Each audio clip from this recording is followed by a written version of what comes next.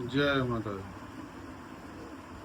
स्वाहा, हम लोग हवन करते समय स्वाहा बोलते हैं तो बहुत लोग सोचते होंगे कि स्वाहा ही क्यों बोलते हैं और स्वाहा का मतलब क्या है, स्वाहा कौन है। तो स्वाहा एक देवी है। स्वाहा एक देवी है और उनका विवाह, पाणी ग्रहण संस्कार अग्नि नारायण भगवान से हुआ है। पूर्व समय में जब यज्ञ इत्यादि होता था और उसमें हवन होता था तो अग्नि में वो सामर्थ्य नहीं था कि उस हाविख्य पदार्थ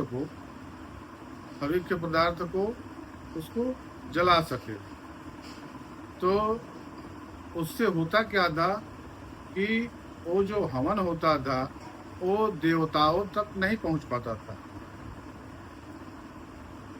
जैसा कि हमने पूर्व में बताया है यज्ञ पुरुष भगवान और दक्षिणा देवी के बारे में, तो इसी तरह से स्वाहा देवी का अग्नि नारायण भगवान से पाणी ग्रहण संस्कार हुआ और उसके बाद हवन करते समय स्वाहा बोलने से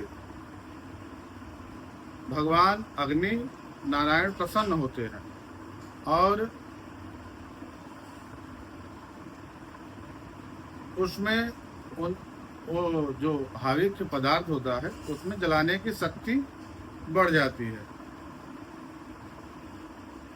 बिना शक्ति का कोई भी देवता, बिना शक्ति के उनके पास कोई सामर्थ्य नहीं हो पाता है। तो इसी तरह से यज्ञ में हवन जो हम लोग करते हैं उसमें स्वाहा जो उच्चारण है उसका बहुत बड़ा महत्व है। अगर हम स्वाहा नहीं बोलते हैं तो वो जो मंत्र होता है, जिस मंत्र से हवन होता है, वो मंत्र का हवन वहाँ तक नहीं पहुँच पाता है। इसलिए स्वाहा बोलना अनिवार्य है। अब उसमें कुछ चीज़ ये भी बताया गया है कि स्त्री को हवन नहीं करना चाहिए। तो ऐसा है कि स्त्री को हवन क्यों नहीं करना चाहिए?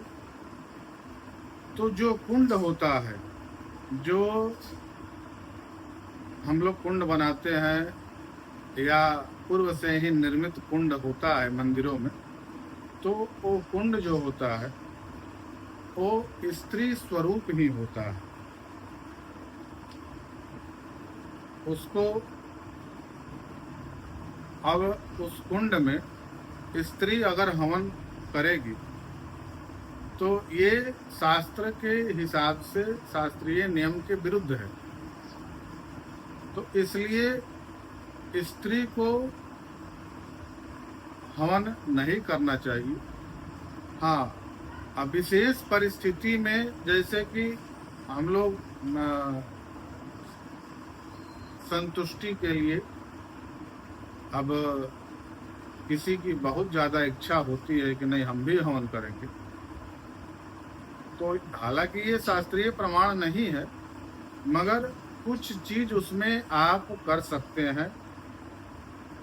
जैसे कि हाविक जो पदार्थ होता है, तिल, चावल, जौ इत्यादि, ये सब जो होता है, ये ना डाल करके आप केवल घी डाल सकते हैं। और जैसे फल का हवन होता है तो आप उसमें फल डाल सकते हैं। हालांकि ये शास्त्रीय नियम नहीं है, हमने इसको कहीं पढ़ा नहीं है। हाँ, मगर ये विशेष परिस्थिति में अगर किसी का भाव है तो उस जगह पर उस माता से ये चीज़ डलवा सकते हैं। और बाकी जो पुरुष वर्ग है वो हविक जो पदार्थ है वो अपना डालेंगे। तो स्वाहा देवी का उसी समय से ये उनका विशेष महत्व उसी समय से दिया गया। अब